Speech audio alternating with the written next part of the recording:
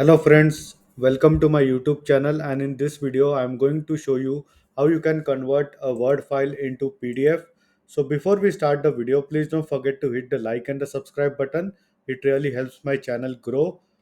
So for the video purpose I have this Word file, and if I click on it, the step 1 to convert this is simply go to file, click on save as, and in save as type select PDF, and I will go ahead and save it.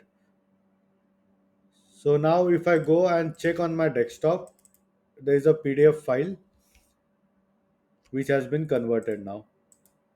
Now the step 2 is you simply go to this website ilovepdf.com. I will leave a link in the description for you, and all you have to do is search for Word to PDF over here. Now you need to upload the file on the desktop. So I will go and upload this file, and I will press on convert to PDF, wait for it, and then I will go ahead and download the PDF. So as you can see, this is now converted into PDF. So it is this simple to convert your Word files into PDF. And still, in case if you have any doubts and questions, please feel free to leave a comment. I would be more than happy to help you. Hope you like my video. Thank you for watching.